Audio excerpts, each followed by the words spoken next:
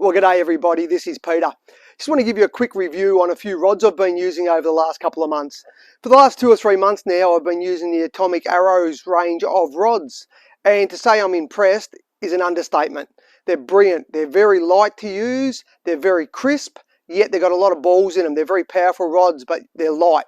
They've got a very long handle section as well. The butt section is quite long. So for people fishing for snapper, etc. like me, they lock into your rod holders very good and are very comfortable when you're casting all day. So I'll show you the 3 or 4 main rods I've been using that I've been very impressed with. Perfect for Melbourne snapper, gummies, whiting, squid, etc. So bear with me and I'll show you a few of the rods that I've been using. Okay, so firstly, let's look at squid. Squid's a very important part of our fishing, obviously. Now, this one here is their eggy rod. This is a 8'3" rod. It's designed for jigs in that 2.5 through to 4. It is a beautiful rod, 2-piece rod, 8'3", so it is quite a long rod on a boat, but it's very good if you're shore-based as well. That's been excellent. Casts a very long way, got a very smooth action for the squid. The second rod that I use for my squid as well is just a part of the S3 series. This is a 7-foot rod. It's a 6 to 12 pound rod. Once again, 2-piece. They do make all these in a 1-piece, but the 2-piece is very good for travel. This rod, I'll use it for me squid. I will use it for whiting as well. Light plastics like pinkies, brim, trevally, salmon, etc. Brilliant rod. Matches up beautifully with something in that sort of 2,000 to 2,500 series reel. So that's awesome. So now also I'll go through the other rods, a little bit heavier series I've been using. Thank you. Okay guys, the 2 heavier rods I've been using. Firstly, this one here, this is the AAS70H. It is part of the offshore series. Once again, they do them in a 1 and a 2-piece series.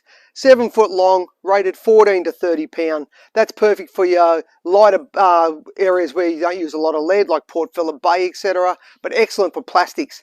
Now, heavy plastics chasing smaller kings be beautiful. Snapper, stuff like that on plastics, brilliant rod. 7 foot long, brilliant rod, nice light, lots of balls. The other rod that I've been using a lot, I just grabbed from here. This is by far my favourite rod for offshore. In the offshore series, this is the AAS70X. It is a 20 to 40 pound rod, so it's got plenty of balls, guys. Yet it is light. So it's got a nice long butt section, so it locks into rod holders very good, which is great when a big gummy grabs it and screams off. You're not worried about your rod bouncing out. That there matches up beautifully with anything in that sort of 6 to 10,000 series reels. Rated this rod 20 to 40 pound. I use this offshore a lot, fishing 40, 45 metres of water, bottom bouncing for my gummies and stuff. Beautiful. When I'm bait fishing in the bay, it also is very comfortable with sinkers as light as a 4-ounce, right through to 20-ounce. It will fish the whole range. So perfect for the guys fishing Western Port, Port Welshpool, or any tidal estuary. So 7 foot long, 20 to 40 pound, also available in a 2-piece for those that want to travel. This rod, without a doubt, has been my favourite. I've landed some cracking big fish on this, big snapper, big gummies, and even a couple of big 7-gill sharks that are in that sort of 70 to 80 kilo range. It's handled them very easily. Eagle rays, all that, not a problem, guys. So, excellent rod. Off you go, guys. There's a good quick review on the Atomic Aarowz range of rods.